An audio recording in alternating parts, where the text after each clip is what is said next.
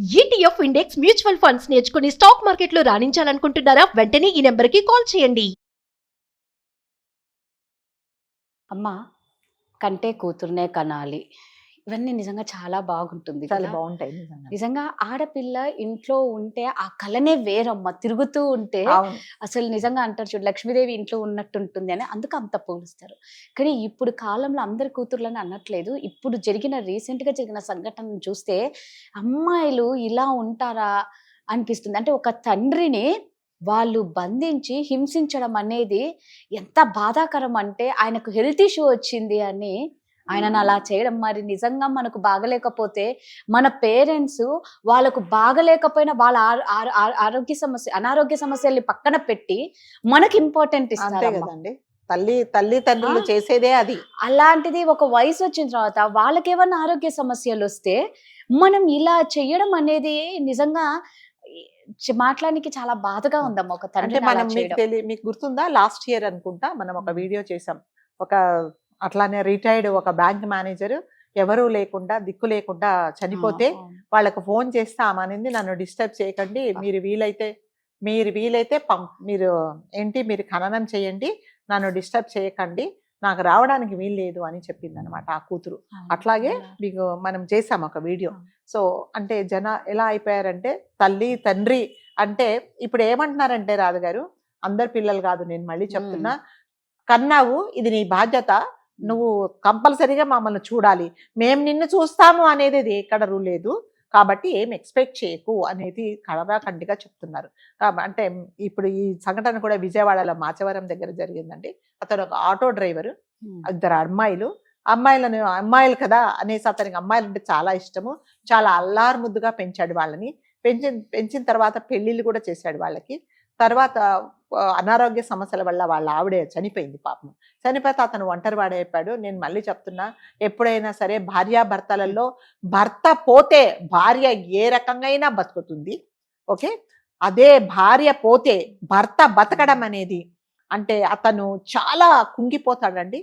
అది ఎటువంటి సపోర్ట్ ఉండదు అతనికి. అంటే అనుక్షణం భార్య గుర్తొస్తుంది. అతను సర్వైవ్ అవ్వడం మాత్రం చాలా కష్టము. అట్లాగే ఇతని విషయంలో జరిగింది. ఇంకా ఆటో నడపడం మానేశాడు. అంటే ఆటోమేటిక్గా అతనికి కొన్ని ఆరోగ్య సమస్యలు వచ్చాయి.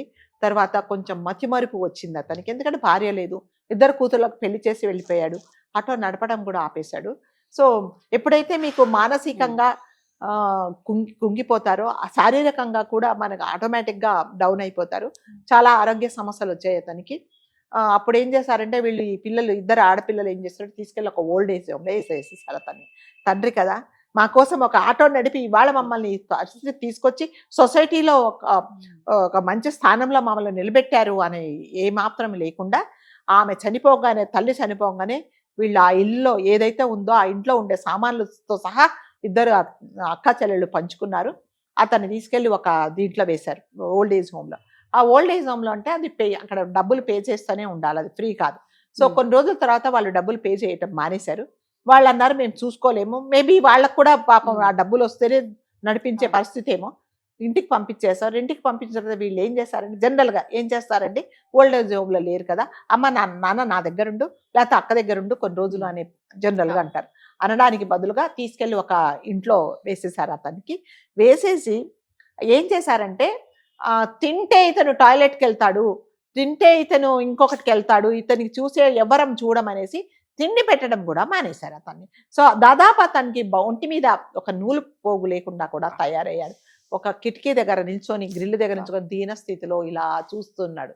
అంటే నిజంగా అతనికి హెల్త్ సమస్యలు ఉన్నాయనుకోండి, మందులు ఇచ్చి తగ్గించవచ్చు. మానసికంగా అంటే మీరు అతని దగ్గరకు తీసుకుంటే ఇవన్నీ తగ్గించవచ్చు అండి. కానీ అదంతా ఏమి చేయకపోగా చుట్టుపక్కల వాళ్ళు ఎవరైనా ఉంటారు కదా, దయాధర్మాలు చేసేవాళ్ళు, పాపం కదా బాగా బతికిన వాడు ఇతను అని ఎవరన్నా తెచ్చిస్తే అది పెట్టుకొని తింటున్నాడే తప్ప ఎవరు ఇవ్వట్లేదు. ఆ విషయం తెలిసి మళ్ళీ ఈ అక్కా చెల్లెలు వచ్చి ఎవరైతే ఇస్తున్నారో పోట్లాడారు అనమాట. మీరు ఎందుకు ఇస్తున్నారు అంటే, అతను ఏమీ లేకుండా కుంగి కుసించి, అంటే తిండి లేకుండా ఏమి లేకుండా చనిపోవాలని వాళ్ళ ఉద్దేశం. అంటే సజీవంగా అతన్ని ఒక హత్య చంపేసినట్టే కదండి. అంటే హత్య చేస్తే ఇండైరెక్ట్ గా నువ్వు ఆయన చంపేస్తున్నట్టే కదా. అంటే పిల్లలుగా మీకేం బాధ్యత, మీ తండ్రి మిమ్మల్ని ఎంత అల్లారు ముద్దుగా పెంచాడు, మీకోసం ఎన్ని త్యాగాలు చేశాడు.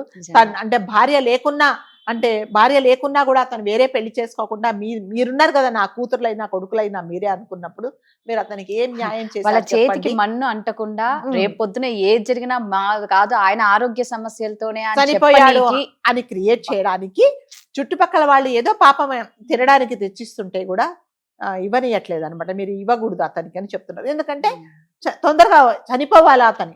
సో ఇంకా మానవత్వం ఎక్కడుంది చెప్పండి? మానవత్వం లేదు, పిల్లలు లేరు. అందుకని ఏం చేస్తారంటే ఇప్పుడు అతను ఒక ఆటో డ్రైవర్ అండి, ఏం సంపాదించుకున్నాడు, ఏం బ్యాంకులో దాచుకుంటాడు చెప్పండి? ఉన్నదంతా పిల్లలకి పెట్టేశాడు. అతని మానసిక స్థితి ఎందుకు బాగలేదు అంటే భార్య లేదు, ఇద్దరు పిల్లలు కూడా పెళ్లిళ్ళు చేసుకొని వెళ్ళిపోయారు కాబట్టి అతను చూసేవాళ్ళు లేరు. కాబట్టి ఇంకా అతను కుంగిపోయాడు. అలాంటప్పుడు ఏం చేయాలి?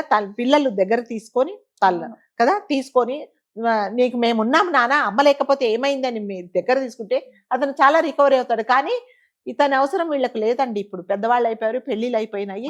సో తండ్రి ఉన్నా లేకపోయినా ఒకటే కదా, ఉన్నా లేకపోయినా భారంగా ఫీల్ అవుతున్నారు కదా. ఇప్పుడు అంటారు కదా, ఒక పశువు ఏదైనా ఒక ఆవును అది పాలిచ్చేదాకా ఉంచుకొని తీసుకెళ్లి స్లాటర్ హౌస్ కి ఇచ్చేస్తున్నారు. ఎందుకు ఇస్తున్నారు? దీనివల్ల ఉపయోగం లేదు, మీరు దాన్ని చంపేస్తారో ఏం చేస్తారో చేయండి అన్నట్టుగా.